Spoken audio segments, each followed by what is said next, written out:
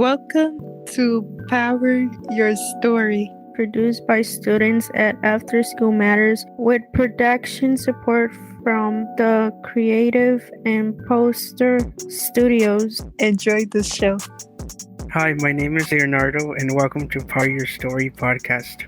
In this episode, Dewayne and I are going to be talking about sleep deprivation and insomnia. Sleep deprivation is about patterns that ruin your sleeping habits by staying up late or having less sleep or can't sleep at all. According to sleephealth.org, 70% of adults report that they obtain insufficient sleep at least one night a month, and 11% report insufficient sleep every night. So basically what we're going to talk about is insomnia in general. Now, one of the things that I know about insomnia, with me being somebody who actually suffers with insomnia, that people usually tend to think that insomnia sometimes is a good thing. They'll think like, oh, you got a lot of energy, like now you can just do so much in like one time, like you can stay up like all night, like it's just like you barely can go to sleep, when really insomnia actually, fun fact, is like it actually makes you more sleepier than you really are. It's just that you can't go to sleep, which makes insomnia even worse. And one thing that I also found out about insomnia is that it actually, when you take sleep medication for it, it actually is not as effective. It's little to not effective at all. So Leah, what do you know about insomnia? Like, tell me. I think insomnia is a very bad mental and physical condition, and that it causes anyone to not sleep at all, and that it can actually be damaging to your body because you're not giving your body like a rest, and it also like compromises the immune system, being less healthier or not sleeping at all. Yeah, that's basically the gist of it. One thing that I'll say about insomnia is that it's kind of more like something that is hand to hand. I guess you can call it like a sidekick with depression, because like once you have insomnia, it kind of leads toward depression a little bit. So I guess you can kind of link insomnia with also a little bit of depressional side effects and stuff like that. One thing that actually makes me say that is because, like, just imagine wanting to go to sleep so bad, but it's just like you sit there, you close your eyes for hours upon hours, and you just like can't go to sleep. Like, just really think about that. It's like, man, it's like, that's crazy. So what are the main causes of it? Like, what really happens? That's the main question. The main question about insomnia and what causes insomnia is by eating habits that causes you to stay awake, like drinking tons and tons of coffee, or drinking other energy drinks like Red Bull and Monster energy drink and Gatorade that causes you to stay awake. Other factors that causes insomnia might be like depression or hyper energy that is still being stored in your body but hasn't been like worn off. Right, yeah. I wonder why is that not like something that's openly like made to the public about energy drinks and such like that, like Monster Energy, 5 Hour Energy, all those energy drinks. I wonder why is that not made. Like, of course it is a cause to insomnia and stuff like that, but like just think about it. Like, you never look at the packaging or you never look at the label that's on the little bottle, and you never actually see like it has a risk of insomnia or something like that, like something of that sort. You never really see that on bottles. Like, so it's kind of crazy how much of an impact energy drinks and so like things to give you more energy, like all this medication, all these energy drinks that are out in the world, how many people just come up with these and put these on the market. It's just crazy how like not a lot of them really put those warnings and like those labels on. Yeah, this is always I think like a tactic that companies and corporations always use, is to hide the dangers of like warnings about insomnia or what causes your body to have side effects on them or can lead into dangerous effects to your body, so that people can buy more of their things. Right. Companies really like shield away like the bad stuff, and it's like it's not even open out to like the internet either. Like, you would expect the internet to really bring this like awareness, but it's like you got to do a deep search for this. It's like you can just search this up you just have to do like a really deep search to find this stuff out, and it's actually like crazy to me. And also, one other thing I found out about insomnia is that it's actually hereditary. Let's say, for example, your father's mother, basically your grandma, suffered insomnia. You actually have a higher risk than like a normal person or somebody maybe like on your mom's side of the family to get insomnia. It doesn't mean exactly that you might get it, but you have a really high chance of getting it. And like people should really like start looking into their family history about that, because that's how you can know like what to stay away from. Like these people who drink these 5-hour energy drinks, these high energy drinks, it's like you really need to check up on your family history, because it's like once you get insomnia, it's like at that point it's like whose fault is that? You just gotta keep up. And like of course it's not like as fun to just look through like your family's history. Like of course you probably don't really care. Some people do care, like me myself, like I kind of care about that. But like yeah, it's just really beneficial just for yourself and your safety, your health, to just look at your like old family like history, stuff like that, your medical history. That's how we can prevent stuff like insomnia being like a higher risk to like, let's say your kids or like your future bloodline. I just really think that checking up on your family medical history is like really, really important. What you think? Yes, it is important. And I also forgot to mention about other causes of insomnia, such as how some people is this term called workaholic, which is used to describe someone who is addicted to working more than the average person at a job. It is a mental health condition that's caused by stress.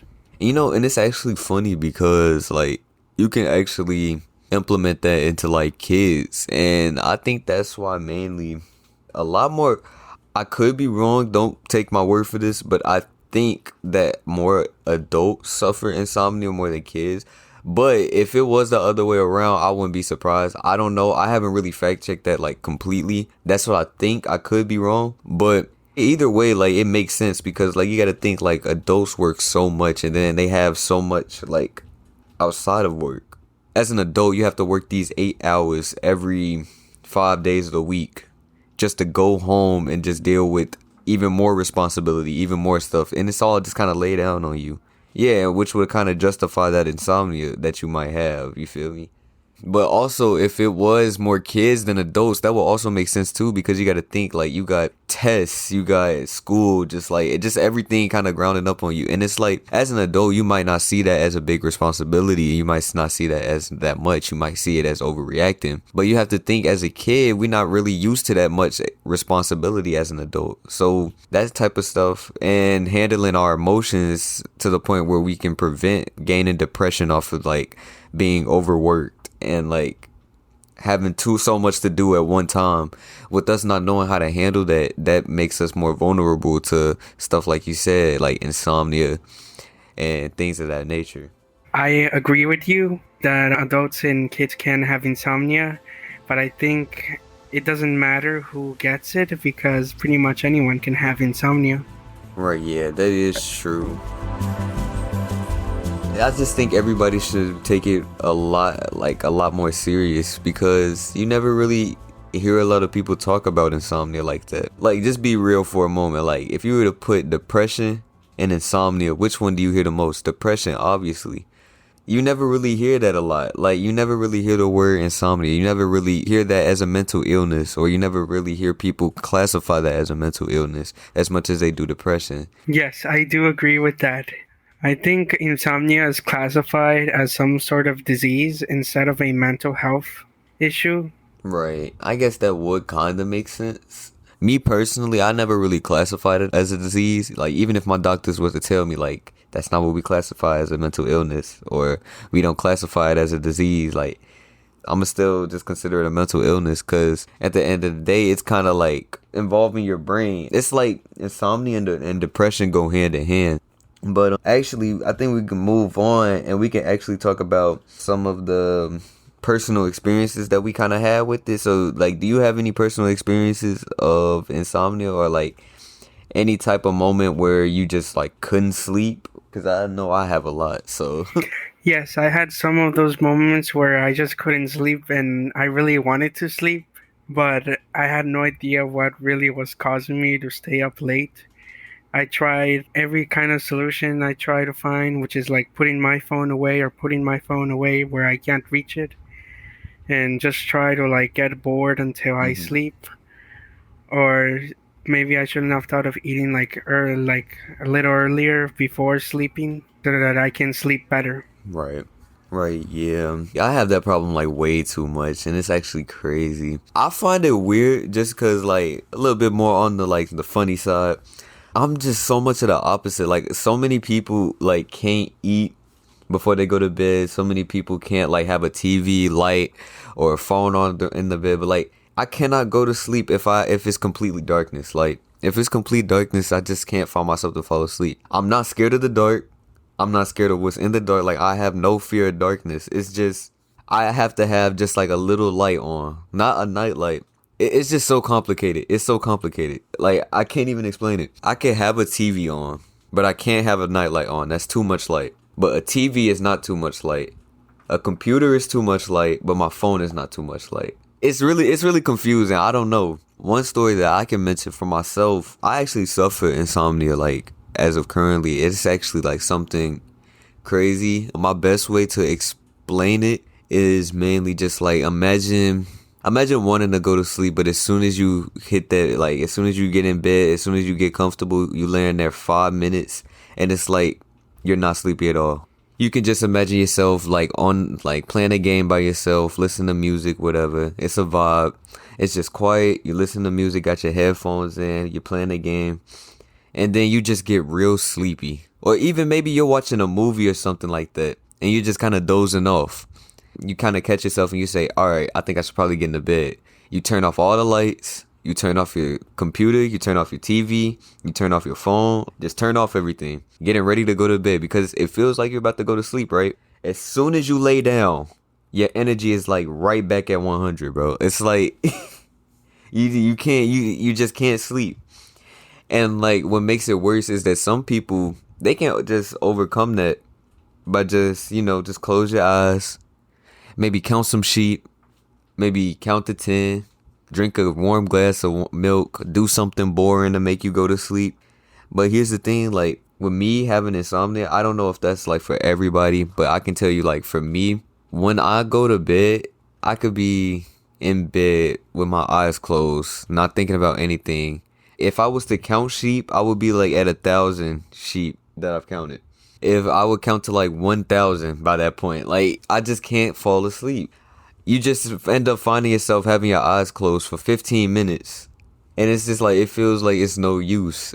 And that's where the depression from insomnia comes from, because it just feels like at that point, you just really dread going to sleep. You just really dread like the night coming, because it's like, you're not going to be able to go to sleep. And it's just better to sleep at night. Like it's not fun to sleep in the morning. At least it's not for me. But it's just crazy because that's where that depression comes in. You just really lose hope. You just really lose a lot to even find yourself to finally go to sleep, because sleeping is supposed to be something, nice to clear your mind, to rest up, to get rid of like just all the stress that you had from the day prior. And yeah, just like not being able to experience that is like, it just really gets to you. It just really makes you like mad. And like I remember one time, it was actually Christmas of last year. I woke up early at like maybe 2 o'clock, and because it was Christmas, I really wanted to wait for my family to get up, so I decided I would try to go back to sleep. I literally had an entire headache trying to make myself fall back to sleep. Like I literally did everything. I had my eyes closed for like 15 minutes like straight, and it was just like no use. Like I just couldn't go to sleep. I had a whole headache trying to make sure that I'll try to go to sleep. It's just the worst feeling. And just like anybody who suffers insomnia, and I know it's some people out there who actually suffer worse than me, and I know I have it bad. So just like people who have it worse than me, I just really feel really bad for them. Yeah, I know it's literally the worst part about Christmas is staying up late. Because you're like so excited Yeah, of getting your but gifts. like exactly, bro.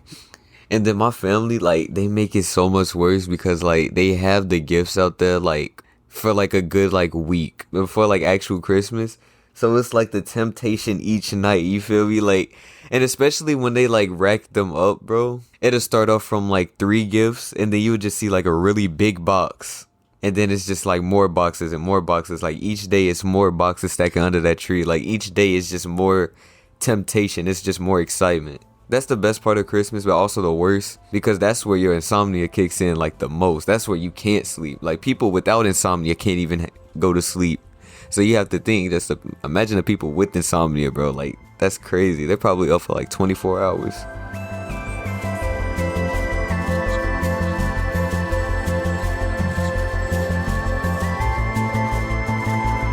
And then one other thing that I also wanted to talk about was, do you think there will be any possible treatments in the future? Or do you think there's any possible treatments now? I think there is some possible treatments for insomnia. Some is like to just go to the doctor and get diagnosed with it. And then they have to give you some sleep medication to make you go to sleep at some certain time. And I think other solutions to combat insomnia is to lower down the brightness of your phone, laptop, or any other device screen to lower. But there must be a feature too on computers and phones where it's called Eye Comfort Shield. And what this option does, it disables the blue light screen that has on the computer screen, and then it turns into this brown screen.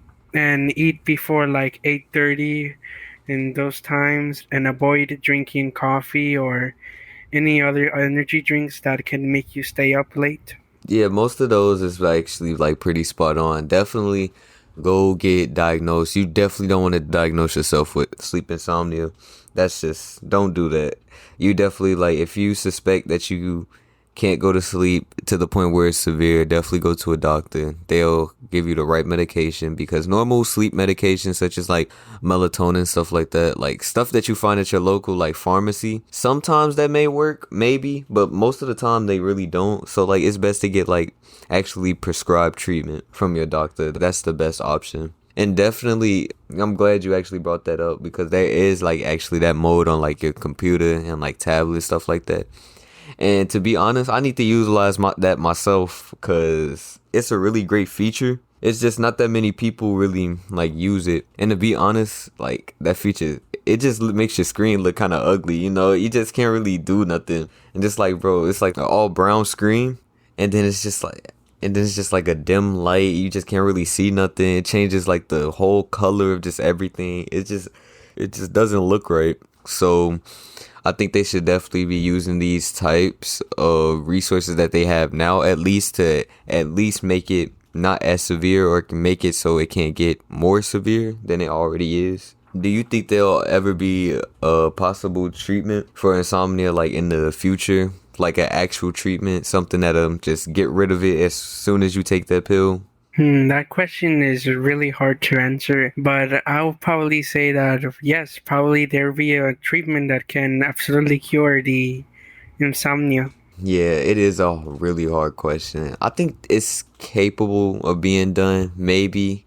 You gotta alter a lot in your body to do that though. Like that'll take a really, really long time. I hope somebody does though. Like that'll be a really good invention that somebody makes, cause that'll help so much. Yeah. Well, that looks like that's gonna conclude the episode of Sleep Deprivation. We hope you enjoyed this episode and learned a lot more about sleep deprivation and insomnia. Thank you to my host, Leonardo. I'm Dewayne. This is Power Your Story Podcast, encouraging you to sleep well tonight. Power Your Story Podcast is produced by students at After School Matters with production support from the Creative Impostor Studios. Find us on YouTube, Instagram, and Facebook at Power Your Story Podcast. Got a question or suggestion for our show? Contact us at poweryourstorypodcast.com. Thank you for listening and have a great day.